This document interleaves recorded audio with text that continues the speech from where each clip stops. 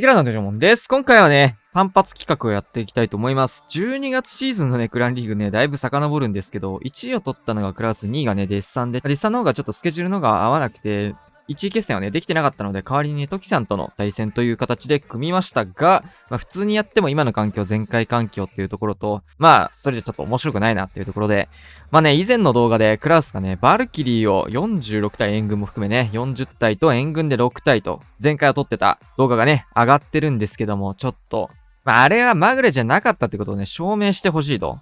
クラウスさん、あなた本当にバルキリーを使いこなせてるんですかということでね、クラウスの方にはバルキリー46体編成で前回を取ってもらおうかなと思います。それが、取ることができたらバッチ獲得ということで、トキさんにはこの縛りの内容を全く伝えてないので、普通にクラウス対策の配置を用意していただきました。対策してるかどうかわかんないけど、バルキリーを意識した配置ではないってことですね。通常の対戦で出てくる配置というような感じです。なので極端にバルキリーのやりづらい配置が出てくるっていうことはないですよと。なかなかね、ちょっと配置との相性みたいなところも出てきちゃうかなっていうところではあるんですが、早速やっていきたいと思います。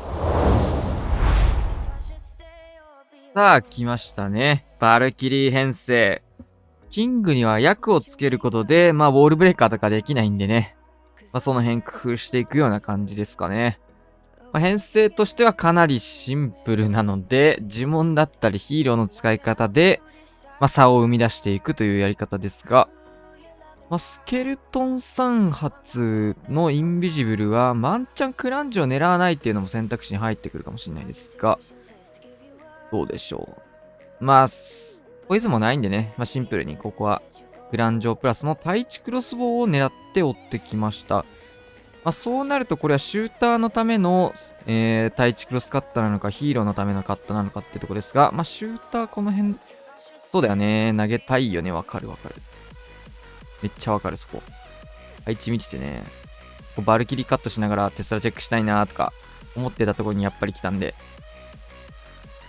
バルキリーはいいですね。リックスケルトンに対して対応できるというところ。で、ここでいいタイミングのウォーデンを差し込むことで、これはテスラチェックも済みつつ、サイドカットにもなって素晴らしいですね。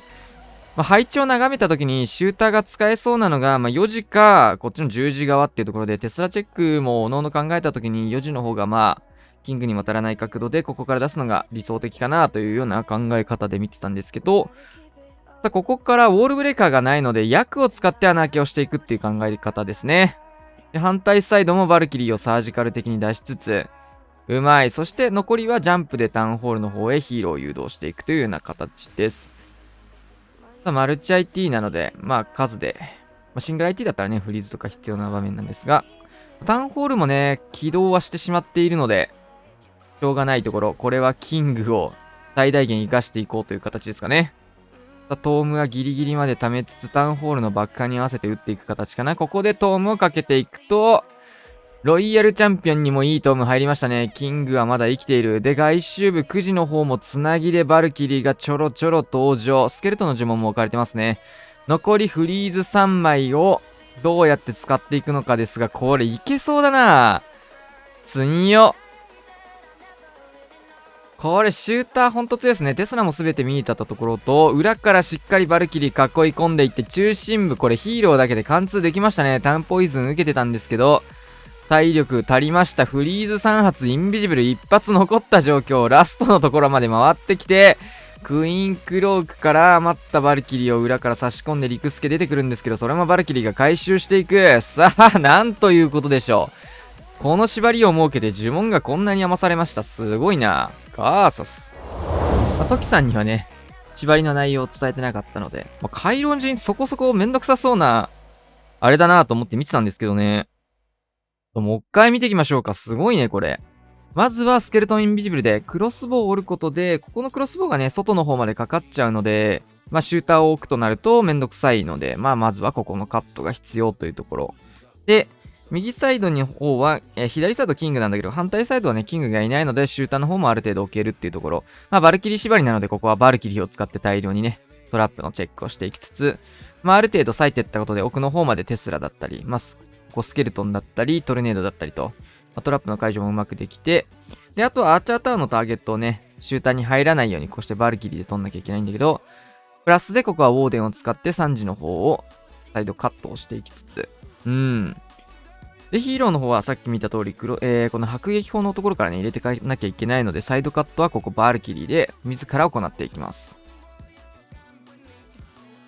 で、穴開けの方は一旦役にしてもらうと。うん。強いね。これ全開取れんのすごいね。で、ジャンプ真ん中置きつつ、サイドカットバルキリーを入れつつ、流しのバルキリーですね。12時側の方は、12時、12時の方は、流してバルキリーダンクして、そこをロイヤルチャンピオンに担当してもらうようなイメージでしたかね。上から来ましたね。また1クロスボウから、ここモノリスマルチ AT の方まで拾ってもらうというところ。バルキリーの走ってるところはもう本当に水塔とかしかないので、削ってくれるにはいい位置。で、ここはヒーリングトームで全体をカバーしつつ、クイーンとロイヤルチャンピオンが後続で続いて、で、スケルトンの呪文の方もサポートでターゲットを取ってくれてというところで。で、あとはクイーンの方をね、処理していかなきゃいけないんですけど、ターゲットをバルキリーで取り続けること、ここのね、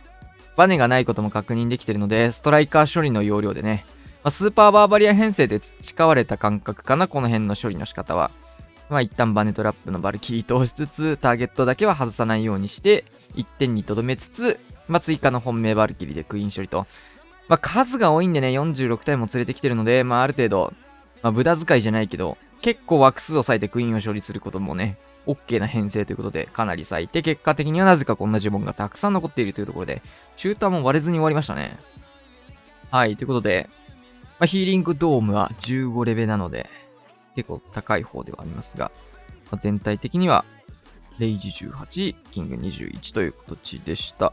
いやー、すごいっすね。これはなかなか取れない全開。クラウスじゃないと取れないレベルのね、いい全開だったんじゃないかなと思います。ということでね、12月シーズンクランリーグ1位は、クラウスそのまま継続でしっかりと、バッジも獲得というところでした。素晴らしい全開でしたね。ぜひ皆様もね、バルキリー46体編成楽しいので、真似してみてください。グラン対戦でいきなりやって怒られましょう。というわけで今回はこんな感じで終わりたいと思います。チャンネル登録、高評価お願いします。また次の動画でお会いしましょう。さよなら。